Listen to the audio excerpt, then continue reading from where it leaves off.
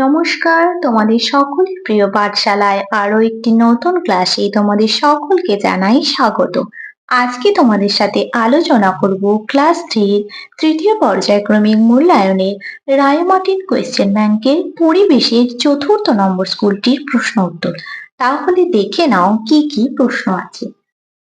দেখো প্রথমেই কি বলেছে, সঠিক উত্তরের তলায় দাগ দাও। বাজ পড়ে উঁচু নিচু না ছোট গাছে? বাজ পড়ে উঁচু গাছে। ছায়া সবচেয়ে লম্বা হয় সন্ধ্যায়, সকালে, দুপুরে না বিকালে? ছায়া সবচেয়ে লম্বা হয় সকালে। একটি বৃহৎ শিল্পের উদাহরণ হলো মাদুর তৈরি না সিমেন্ট তৈরি? সিমেন্ট তৈরি। চাঁদ বৃহস্পতি না পৃথিবীর চারধারে ঘোরে? চাঁদ পৃথিবীর চারধারে ঘোরে।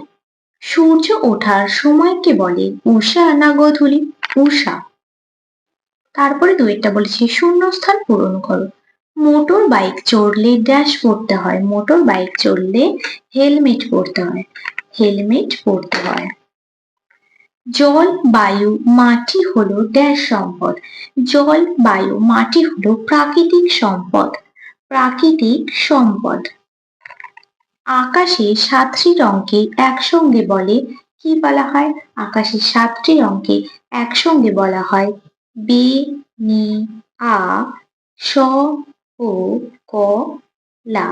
কি বলা হয়? বেনিয়া সহকলা। আকাশে 7টি রঙকে একসঙ্গে কি বলা হয়? বেনিয়া সহকলা, বা তোমরা রামধনু লিখতে পারো। তারপরে আছে ড্যাশ দূষণের ফলে শ্বাসকষ্ট হয়? বায়ু দূষণের ফলে শ্বাসকষ্ট হয়। ড্যাশ সম্পদ মানুষ তৈরি করে না? কি সম্পদ মানুষ তৈরি করে না? প্রাকৃতিক সম্পদ। প্রাকৃতিক সম্পদ। তারপরে তিনিটা বলেছি ক স্তম্ভের সঙ্গে খ স্তম্ভ মেলাও। ক স্তম্ভে লেখা আছে দেখো, ছায়াপথ বাষ্প হয়, ঝুড়ি তৈরি হয়, চাঁদ থাকে না, সিমেন্ট তৈরি। আর খ স্তম্ভে বলা আছে ক্ষুদ্র শিল্প আকাশে আলোর নদী, বৃহৎ শিল্প মেঘ তৈরি হয় আর অমাবস্যায়। তাহলে ছায়াপথের সাথে কি মিলবে? ছায়াপথের সাথে মিলবে আকাশে আলোর নদী। তাহলে এখানে পাশে লিখে দিলাম 2। বাষ্প হয় কি হবে? মেঘ তৈরি হয়, এটা হবে। তাহলে এখানে 4 লিখে দিলাম। ঝুড়ি তৈরি হয় কি হবে? ক্ষুদ্র শিল্প। চাঁদ থাকে না, অমাবস্যায়। সিমেন্ট তৈরি বৃহৎ শিল্প। তারপরে 4 বলেছে হ্যাঁ অথবা না লেখো। ইট তৈরির জায়গাকে ইট ভাটা বলে? হ্যাঁ, ইট ভাটাই বলা হয়, তাই এখানে লিখে দিলাম হ্যাঁ। দুপুর 12টার সময় ছায়া সবচেয়ে বড় হয়? এটা হবে না। শহরে জেব্রা ক্রসিং দিয়ে পার হওয়া উচিত? এটাও হবে হ্যাঁ। তারপরে পৃষ্ঠায় কি কি প্রশ্ন আছে দেখে নেওয়া যাক। মাটিতে পলিথিন থাকলে মাটি উর্বর হয়? এটা কি হবে? এটা হবে না। অমাবস্যার পরে শুক্লপক্ষের প্রথমা? এটা হবে হ্যাঁ। তারপরে বলা আছে দেখো, এক কথায় উত্তর দাও। দিগন্ত রেখার অপর নাম কি? দিগন্ত রেখার অপর নাম হলো দিক চক্র রেখা। তাহলে পাশে লিখে দিলাম দিক চক্র রেখা। দিগন্ত রেখার অপর নাম দিক চক্র রেখা। কোন মাটিতে গাছ তাড়াতাড়ি বেড়ে ওঠে? উর্বর মাটিতে গাছ তাড়াতাড়ি বেড়ে ওঠে। কোথায় চড়ার সময় মানুষ হাঁপায়? পাহাড়ে চড়ার সময় মানুষ হাঁপায়। সূর্য থেকে আমরা কি কি পাই? সূর্য থেকে আমরা আলো ও তাপ পাই। কাগজ তৈরির প্রধান উপকরণ কি? কাগজ তৈরির প্রধান উপকরণ হলো বাঁশ আর ঘাস। বাঁশ ও ঘাস। কোন দিকের আকাশে সবচেয়ে বেশি তারা দেখা যায়? উত্তর দিকের আকাশে। উত্তর দিকের আকাশে। পূর্ণিমার পর অমাবস্যা পর্যন্ত সময়কে কি বলে? পূর্ণিমার পর অমাবস্যা পর্যন্ত সময়কে বলা হয় কৃষ্ণ পক্ষ। কৃষ্ণ পক্ষ। আকাশের রং কি? আকাশের রং নীল। রামধনুতে কয়টি রং থাকে? 7টি রং থাকে। কোন জল পান করা উচিত? বিশুদ্ধ জল পান করা উচিত। বিশুদ্ধ জল পান করা উচিত। তারপরে ৬টা বলেছি ২-৪ কথায় উত্তর দাও। মেঘ কিভাবে তৈরি হয়? সূর্যের তাপে পুকুর, নদী, হ্রদ ও সমুদ্রের জল বাষ্প হয়ে উপরে উঠে যায় এবং উপরে উঠে ঠান্ডা হয়ে সেটি জমে জলকণায় পরিণত হয় ও ধূলিকণাকে আশ্রয় করে মেঘে পরিণত হয়। তারপরে প্রশ্নটি আছে ছায়াপথ বলতে কি বোঝো? কখনো রাতের আকাশে দেখা যায় কিন্তু আবছা আলোর আভা একদিক থেকে অন্য দিকে ছড়িয়ে আছে, এই আলোর ছায়াই হলো ছায়াপথ। তারপরে প্রশ্নটি বলেছে গাছ জন্মাতে কি কি লাগে?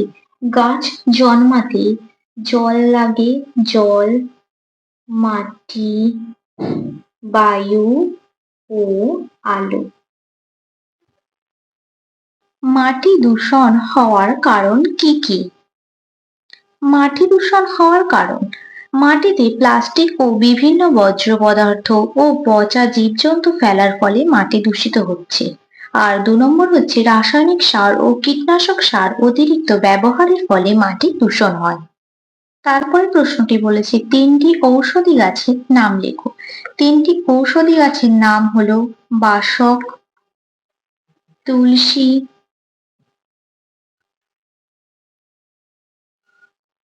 কালমেঘ। তোমরা এখানে অন্য ৩টি ঔষধি গাছের নামও লিখতে পারো। তারপরে কি বলেছে দেখো ৭এরটা বলেছে বেমানান শব্দ খুঁজে লেখো। পূর্ণিমা, প্রথমা, তৃতীয়া আর মাটি। এখানে কোনটি বেমানান? মাটি, তাই মাটিটা গোল করে দিলাম। তারপরে আছে ধান, গম, পাট, বাঁশ। কোনটা বেমানান? বাঁশ। তারপরে আছে গাছ, বাগান, মাটি, সূর্যের আলো। কোনটি বেমানান? বাগান। তারপরে আছে বেগুনি, কমলা, লাল, কালো। কোনটি বেমানান? কালো। তারপরে আছে তারা, মেঘ, সূর্য আর ছায়া। ছায়াটি বেমানান, তাই ছায়াটি গোল করে দিলাম। তারপরে দেখো ৮এরটা বলেছে টিকা লেখো। জেব্রা ক্রসিং আর শিল্প। জেব্রা ক্রসিং টিকাটা তোমাদের দেখাচ্ছি দেখো। জেব্রা ক্রসিং শহরে রাস্তা পারাপার করার জন্য কালো পিচ রাস্তার ওপর সাদা রং দিয়ে জেব্রার মতো ডোরা ডোরা দাগ কাটা থাকে, একে জেব্রা ক্রসিং বলে। রাস্তা পেরোনোর সময় জেব্রা ক্রসিং ব্যবহার করবে। তারপরে আছে শিল্প। শিল্প শিল্প ৩ প্রকার যথা কুটির শিল্প, ক্ষুদ্র শিল্প আর বৃহৎ শিল্প।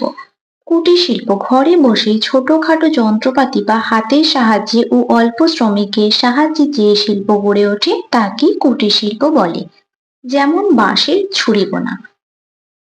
ক্ষুদ্র শিল্প ছোট আকারের শিল্পের জন্য অল্প পুঁজির প্রয়োজন হয় কিন্তু প্রচুর শ্রমের প্রয়োজন হয়।